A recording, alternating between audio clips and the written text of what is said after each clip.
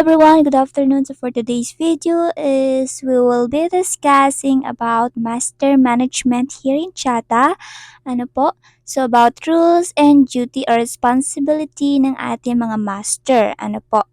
So without further ado, let's start. So here are the list of contents. And for a list of contents, we have a master overview, master duty and value, master task, master working panel and salary, the master and student evaluation, master K work tips, and others. Ano po? So, ayun. So, let's start from the master overview. So, sa master overview, we have a K rule. Ano po? So, masters have the rights to guide more new female users to become a host. Ano po? Or for becoming a host.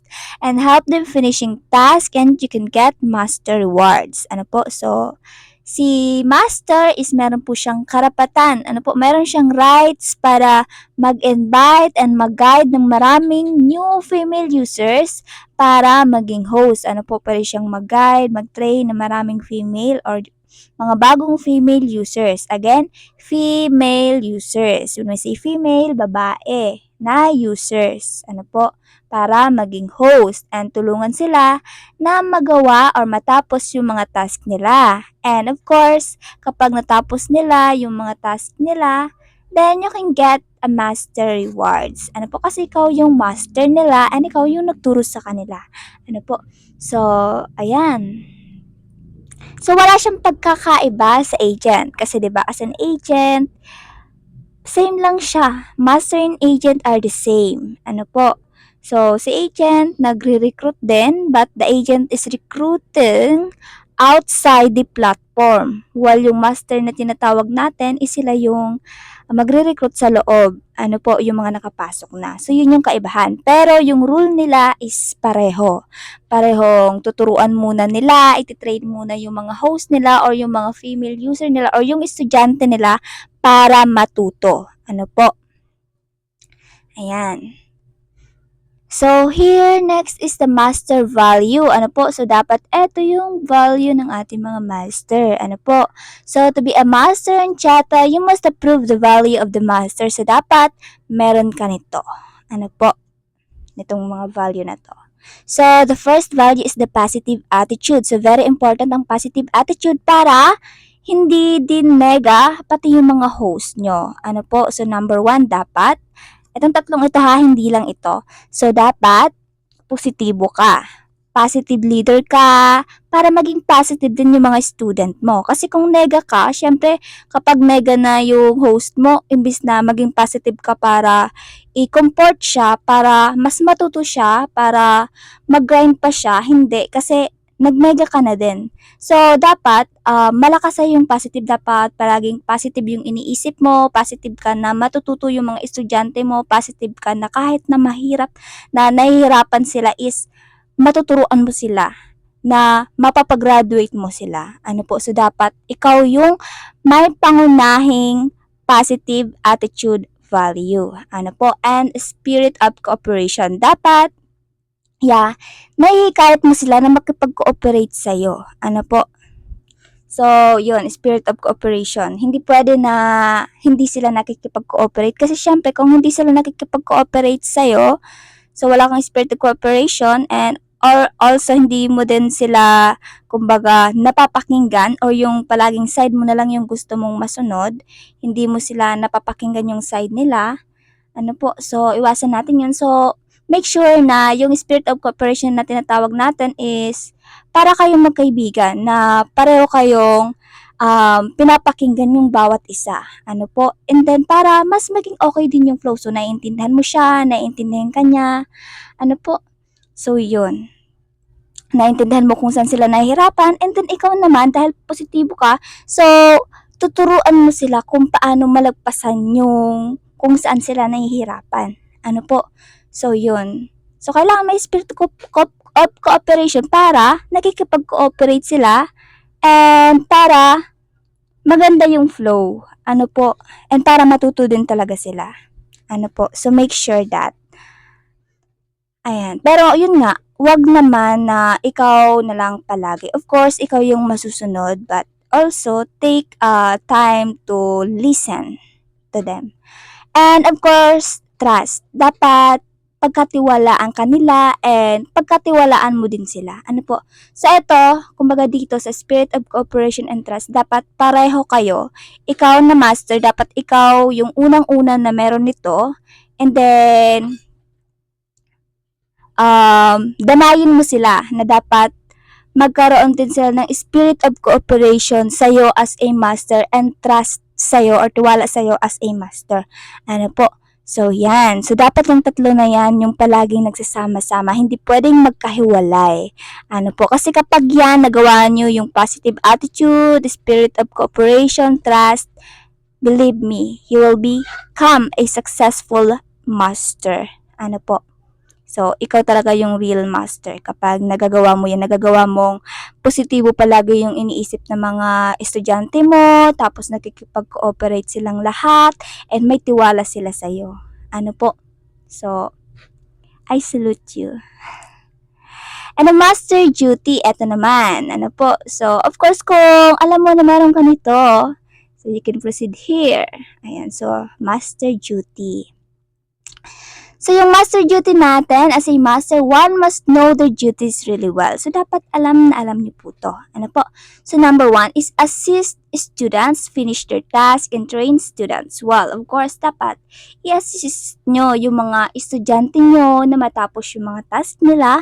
And of course, i-train nyo sila ng mabuti para matuto sila. Kasi kapag natuto na sila, hindi na nila kailangan na palagi pang i-assist mo na magawa yung task nila kasi natuto na sila. Ano po sa una, kailangan mo talaga silang turuan, i-train day by day hanggang sa matuto sila na darating yung araw na kaya na nilang mag-isa. Ano po? Ayan. So, report questions, cooperate with British well, keep learning how to be a good master. So, of course, your duty is mag-report ng mga katanungan kung may mga tanong ba na hindi mo kayang sagutin yung mga estudyante mo. Makipag-cooperate sa amin ng mga BDs, admins, ano po, sa akin, and kay Biblaisi and Sir Aaron, ano po. And of course, yeah, maging bukas tayo na matuto or kung wala kang alam, hindi mo alam kung ano yung gagawin mo, you can ask us kung paano ba yung gagawin nyo para maging good master. Paano ba maging master? Ano ba yung mga dapat kong gawin para maging master ako? Ano po? And the last thing is write master daily report every day about questions, daily work. Yes. As a master, dapat meron kang daily report araw-araw. Nililista mo kung ano yung mga ginagawa mo, ano yung mga reklamo, ano yung mga tanong, ano po, ano yung mga nagawa mo na or hindi mo pa nagagawa. Para syempre, hindi mo din nakakalimutan. Parang meron tayong tinatawag na organize. Dapat organize yung trabaho mo. Para hindi ka din nahihirapan na alin na ba yung sunod kong gagawin, alin na ba yung kailangan kong gawin, alin na ba yung ganito, ganyan. So, para hindi ka nalilito. Ano po? So, dapat magkaroon kayong daily work report. Ano po? Master daily report. So, ayan.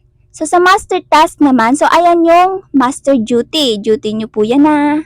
And then the master task, yung task nyo as a master, is one must remember and follow the to-do list. Ano po? So, number 1, number of good students who can reach the official target. Ano po? So, yun. Kung ilang estudyante, ano po, ang kayang ma-reach yung target. Ano po? So, yun. And the total income of all your students, kung magkano yung total income ng lahat ng mga estudyante mo. Ano po? So, ito yung, kumbaga, dito i-base, yung performance nyo, yung task nyo as a master. Ilan ba yung estudyante mo na naka-reach ng target? Ilan ba yung total income na nakuha ng mga estudyante mo? And your students' performances and their task determines your rewards. So, yung mga, kung ano yung performance ng mga estudyante mo, ano yung mga nagawa nila, Ano po, kung nagagawa ba nila yung task nila, na-reach ba nila yung mga target nila. So, doon ibabase din yung rewards mo. Kung maganda yung performance ng mga estudyante mo, of course, maganda din yung rewards mo. Kung mataas yung mga nakukuha nila, yung performance ng estudyante mo, mataas din yung rewards mo. Ganun lang po siya. To be fair. Ayan. Note, your students can be your live rooms or others, co-host or guest. What's the difference with the other co-host? Ano po? So your student have the task and rewards and you can get rewards through helping your students. Ano po? So, ayan, note. So, ang estudyante mo po is pwedeng nasa room mo, nasa ibang room ng host, or guest. So, ano ang kaibahan nito sa ibang co-host or sa ibang host? So, ang estudyante mo po is merong task and rewards. And ikaw naman is makakakuha ng rewards sa pagtulong mo sa mga estudyante mo na magawa nila yung task nila as a student. Ano po? So, clear and loud. Ito naman yung ating master working panel. So, once na nakapasa ka si master, especially sa ating interview, ayun. Then, ito yung the master work panel. Ito yung magiging work panel mo sa Chata. So, ito yung tool na makakatulong sa'yo para ma-manage mo yung mga estudyante mo. So, let's start here. Ayan. So, sa dashboard mo, makikita mo po yan. Ayan. Makikita mo dyan sa baba, Master and Apprentices. So, kapag i-check mo yung details ng about sa pagiging master mo, mga estudyante mo, income mo, etc. about master. So, click mo lang yung Master and Apprentice. So, pagka-click mo nyan, marirote ka sa ganito. Ayan. So, kung agent ka, so may agent siya and then may master. So, pero master, so sa master ka, yung master ang pipiliin mo of course. So, ito lang ay kung agent na at the same time. Pero kung host na naging master, so master lang yan. So, basta wala yung point. So, basta master tayo. So, ayan, dyan mo makikita kung ilan yung estudyante mo. Ayan, example, 6 students, ano po. And then, kapag mag invite ka ng female user, i-click mo lang yung invite and then send mo doon sa estudyante or sa female user na gusto mong invite para maging host. And then, dito mo rin makikita, ayan. So, eto, yung 231K, kunwari, yan yung total income. Diyan mo makikita yung total income ng mga estudyante mo. And yung rate niya, may commission rate din kayo based sa total income na nakukuha nila. Ano po? So, the more na marami silang nakukuha na income, the more din na tataas yung commission rate mo po. Ano po? So, eto, meron tayong 2. Ano po? So, number of student who reach the diamonds. Ayan. So, dito mo siya makikita kung sino kung ilang estudyante mo yung nakaka-reach ng target nila. So, dyan. Halimbawa, 3, 5, 7, 12, 20. So, kapag 20 students, so 5%. Ano po, so depende sa kung ilang estudyante yung nakakagawa ng target. And then, students' total income and your rate for now. So, ito naman yung sa baba naman is yung estudyante, yung total income nila. Ano po, and also your rate. Ano po, commission rate mo. So, ayan po siya. So, ayan, ina-add lang siya. 2 plus 2, 4%. Ayan, so yan yung rate mo. Ano po, so ang babasihan ng rate nyo or commission rate nyo is yung number of students, kung ilan yung nakaka-reach, and number of or students total income. Ano po. And then, equals your rate for now. Ayan. And dyan sa taas yung bonus. Ayan. So, ayan naman sa estudyante mo, makikita mo yung kumbaga real-time performance nila. Kung pasa na ba sila, graduate na ba sila, or hindi pa. Ano po. So, ayan. So, kapag under training pa lang sila, so ito po yung ganyan, ongoing training yung makikita nyo. Ano po. And then, kapag hindi nila na-reach, so mag-repeat grade po sila. Ano po. Ayan, repeat grade. So, halimbawa, na-reach nila to. And just, ayan. So, yan yung ongoing training kapag tuloy-tuloy. Tapos, kung bumagsak sila, so, uulit po sila. Uulit sila. So, kapag graduation naman na, ayan, na-reach nila yung target, na-reach nila yung kailangan para makagraduate sila. Then, dito, ayan, so after graduation, ito po yung makikita nila. So, graduated, yan, kulay green na siya, yung makikita nyo.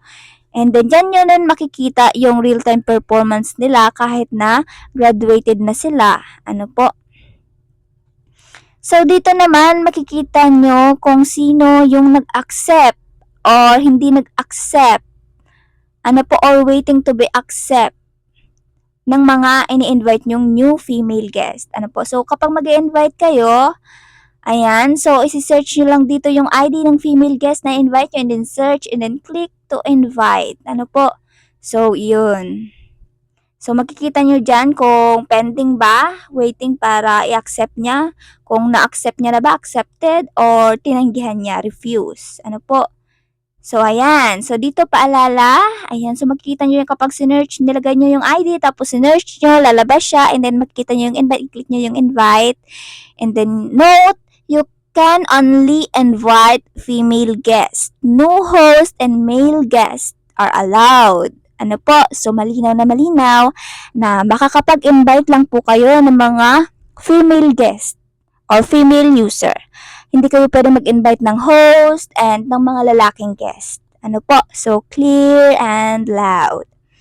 And then dito, sa summary or data, sa data, makikita nyo yung mga estudyante nyo, yung status nila, and yung total income nila in a day. Ano po? So, kapag i-check nyo yan, ayan, so makikita nyo kung sino yung mga nag-graduate na, kung sino yung mga bago, ano po, ongoing training, and kung sino yung mga hindi nakapasa na uulit ulit para mag-train ulit. Ano po? So, yung repeat grade is yung kumbaga hindi sila nakapasa. Tapos, magte-training ulit sila hanggang sa mag-graduate sila. Ano po? So, yung ongoing training is yun yung mga bagong estudyante nyo talaga. Ano po? So, yun yung kaibahan niya. Ano po? So, clear and loud. So, kung di nyo na-gets, balikan nyo na lang. So, ayan. So, makikita nyo dyan, yan. Dyan, makikita nyo yung student task. Ayan. Dyan nila yan makikita. Ano po? Medyo pause talaga ako. So, but it's okay as long as you understand all goods. Students work panel. So, ito naman po yung work panel or yung dashboard ng mga estudyante nyo. The student work panel on Chata is the tool to help you manage. Ano po? So, ayan. Halimbawa dito. So, makikita niya yung daily task niya, weekly task niya, ano po, or yung weekly task niya, after or yung graduation task, ano po, yung daily task and the weekly task or graduation task. So, yung mga estudyante nyo is magkakaroon sila ng live button. Yes, magkakaroon sila ng live button and withdraw rights once na nakagraduate na sila. So, hindi sila magkakaroon ng withdrawal rights hanggat hindi sila nakakagraduate. Ano po? So, task 3, number of couples on mic. Ayan, for 5 minutes. So, yan yung task nila. And then, task 4, gift income, of course. So, magbe-base sila sa number of couples on mic for 5 minutes and the task for yung gift income po nila. Ano po? So, yan. Makikita nila yan dyan. And of course, dito makikita din nila kung sino yung mga nag-i-invite sa kanila. Ano po? Yung history of invitation. Sino yung mga master na nag-invite sa kanila. Ano po? So, ayan, kapag clinic niya yung history of invitation, makikita niya kung sino yung mga master na nag-invite sa kanya. And then, i-click niya yung check kung gusto niya na maging estudyante ng master na yon or X kung hindi. Ano po? So, yan yung listahan. Of course, isang beses lang siya pwedeng mag-join. Ano po? So, pipili lang siya ng isang master. Ano po? Isang master lang. So, next is a good manager. Ayan. A good manager needs, be a good manager. Ayan. So, becoming a mentor shows the platform trust, durability, and potential. So, yeah. So, kapag naging mentor ka namin, that means na we are trusting your ability and you have a potential. Potential. Ayan. And letter B, communicate regularly and summarize effective methods, of course. So, kailangan nakikipag-usap ka din sa amin and yon nag-ask ka and kung may natututunan ka, then apply it. Ano po? And letter C, exchange ideas with other mentors. Yes, dapat, yun nga, nag-share ka din and at the same time, you are also open to gather more ideas. Ano po? Sa ibang mga mentors. Letter D, have confidence in yourself. And yes, dapat confidence ka sa sarili mo. Ano po, confident ka na kaya mo yung trabaho mo, na kaya mong i-manage yung mga estudyante mo, na you can do that. Ano po, ayan. Letter E, a positive and attitude will inspire your disciples, of course. Kasi kailangan talaga, the pinaka-main is yung dapat positive ka para maging positibo din yung mga estudyante mo. Ano po, kasi ikaw yung leader nila. So, ikaw yung susundin nila. Ano po, kung positive ka palagi, positive din palagi yung mga host mo. Kung masaya ka palagi, masaya din sila. Pero kung malungkot ka, syempre, malulungkot din sila. 'Di ba? Yun. So dapat ikaw yung maging pasimuno ng pagiging positibo and yeah, always teach them how to smile. Ano po? Ayan. And next is a Master K work tips. Understanding our clients needs a critical K answers from client feedback include number 1 is how to efficiently recruit new disciples. Ayan, understand? Please understand this. So, paano nga ba kayo madaling makaka-recruit ng ating mga estudyante?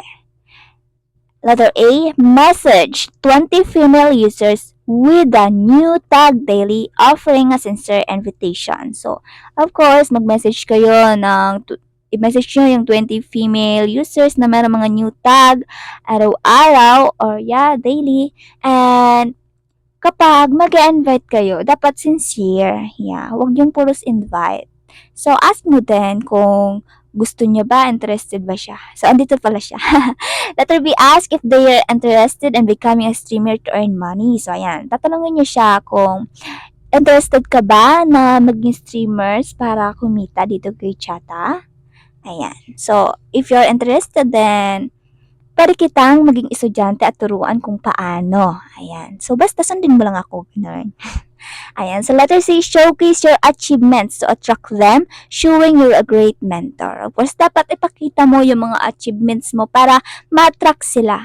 Ano po, ipakita mo na karapat-dapat ka para maging mentor niya. Ano po, na ikaw yung mentor na magpapa-successful sa kanya.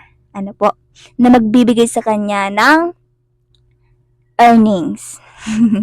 Ayan. So, number 2, building a good rapport with new disciples. Rapport. Ayan. So, letter A, add new disciples as a friends. Of course, dapat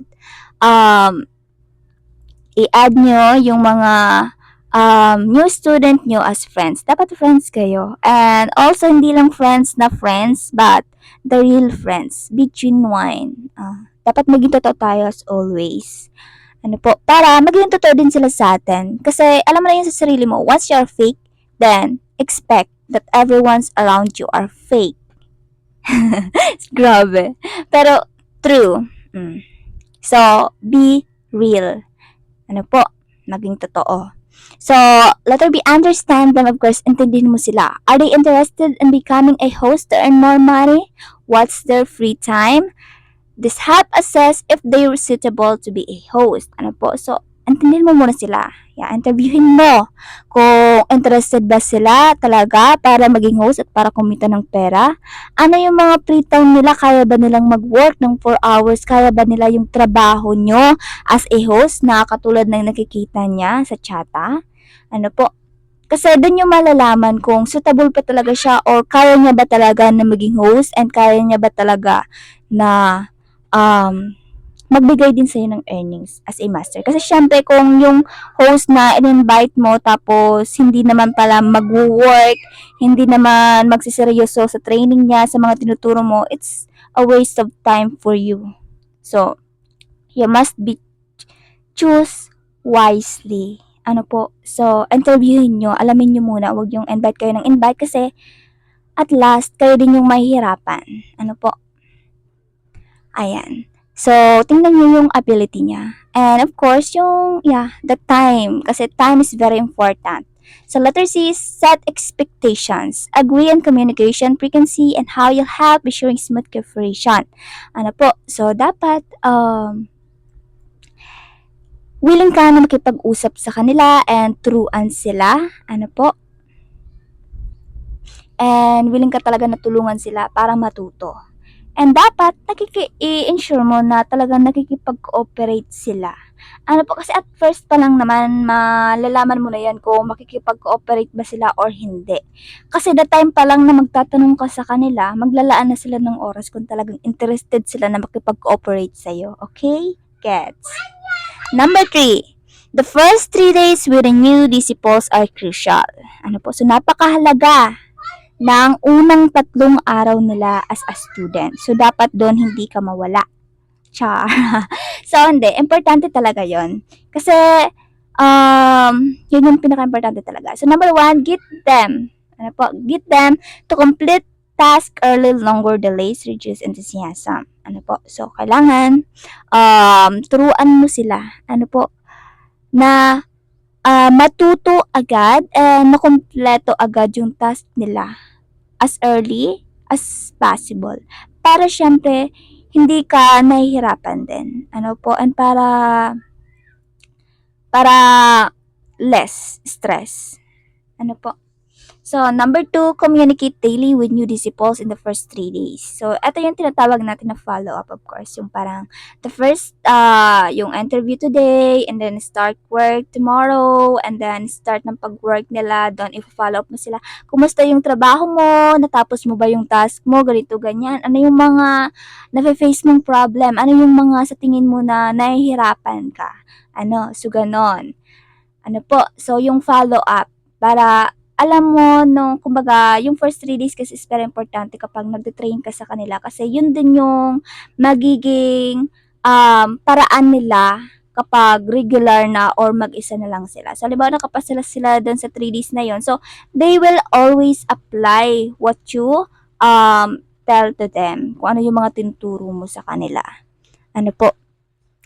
So, yun. Number 3 is be patient in answering their questions and build their confidence. Of course, dapat maging mapagpasensya tayo sa pagsagot ng mga tanong nila. Kasi mostly sa mga estudyante, marami talaga silang tanong. Ano po, and yeah, dapat tulungan mo sila na i-build yung confidence nila as a master. Kasi sa mga live streaming, of course, yun yung pinakaunang-una kasi yung iba nahihiya pa. So, help them to build their confidence. Ano po, kasi yun din yung panglaban nila. Once na confident sila na gawin yung trabaho nila, then they will not be shy and they will shine.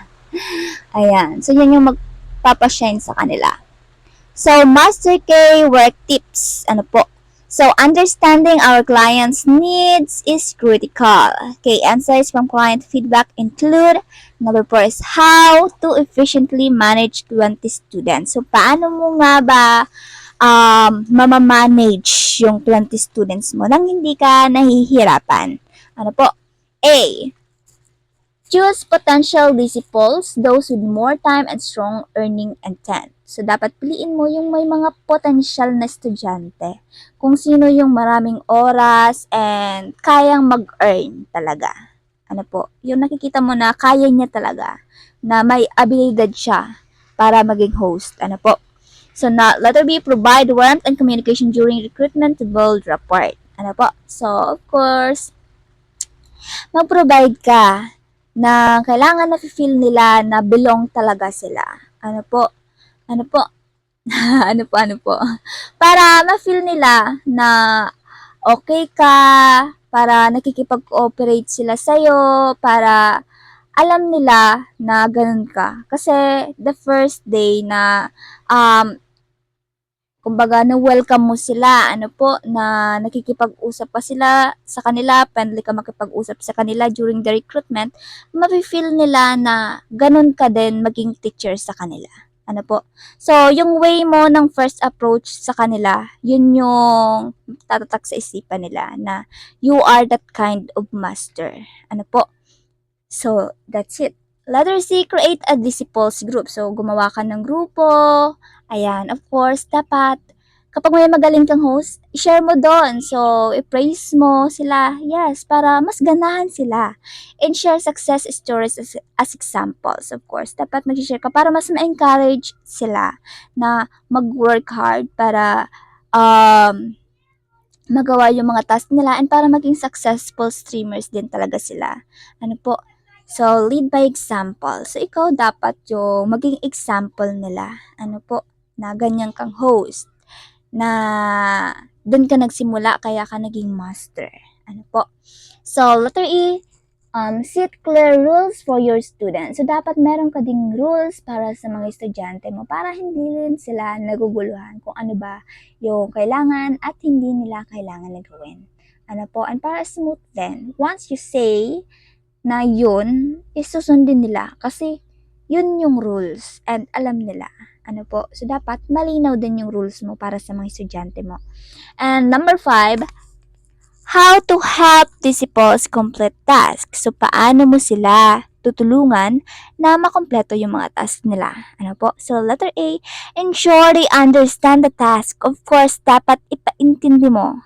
Make sure na naiintindihan nila yung task, kung paano nila gagawin, ano yung mga dapat nilang gawin. Explain how task can help them make more friends and gain support. So, explain mo kung paano yung task na yun makakatulong sa kanila para magkaroon ng maraming kaibigan and para magkaroon ng mga supporters. Yeah. So, letter C, suggest live rooms they can join, including your own or your friends. So, suggest ka ng mga live room na pwede nilang pasukan na kung saan pwede silang makagain ng knowledge kung paano ba dapat gawin yung pagiging host. So, pwede mo silang papuntahin sa mga friends mo na magagaling mag-host para matuto sila. So, that's it. Number 6 is how to gain your disciples trust. So, paano mo makukuha yung tiwala ng mga estudyante mo?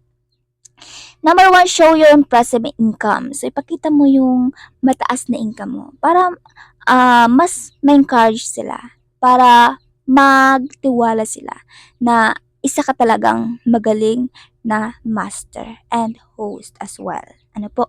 Be sincere and committed. So, dapat, yun nga, sincere ka talaga. Help them with task diligently. So, tulungan mo sila sa task nila ng diligent. Dapat, hindi yung panay-reklamo na, basta dapat, hindi labag sa kalooban mo na tulungan sila, na turuan sila. And number 4 is care for them like a friend. So, dapat may pakialam ka sa kanila. Dapat may care ka sa kanila. Hindi lang yung care dahil estudyante mo sila, but care dahil friend mo sila. Like a friend. So, yun din, as a master, dapat hindi yung task lang yung habol nyo. But also to support, to help other students to earn money here in Chata. So, wag yung income na lang na income yung iniisip natin. Kasi kapag income na lang na income yung iniisip natin, yun na lang din yung, baka pati, yun na lang din yung maturo nyo, char. So, basta, maging totoo tayo sa kung ano yung, kung ano tayo. Okay? Ayan. So, yun, pag-aralan yung mabuti yung mga yarn. Ayan. And then, the master daily report model. Ayan. As a master, one must remember to write daily report. So, yes, as a master dapat palagi nating tatandaan na magsulat ng mga daily report para wala nga tayong nakakaligtaan. So, what did I do yesterday? So, dapat ito yung mga, ganito yung sample ng report. So, halimbawa, ano yung ginawa ko kahapon? Number 1, I found 5 new apprentices and I added them into my apprentices group. Number two, I told all of them how to do the apprentice task. I invite my old apprentices to my living room and have them to do the task. So ano naman yung gagawin ko bukas? What will I do tomorrow? Recruit, number one again, recruit at least 5 new apprentices and tell them how to. Ano po, so mag-recruit ulit ng 5 apprentices and then turuan sila kung paano.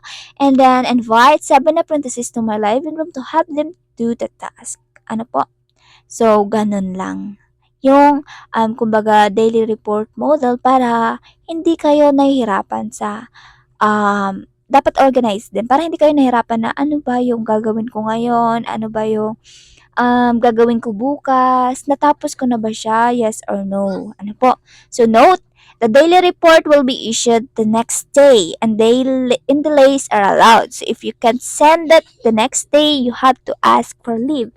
Ano po? So note, ang daily report po is sinisend on the next day and then allowed naman yung delay pero kung hindi mo siya ma-send kinabukasan or on the next day, pwede ka magpaalam, ano po.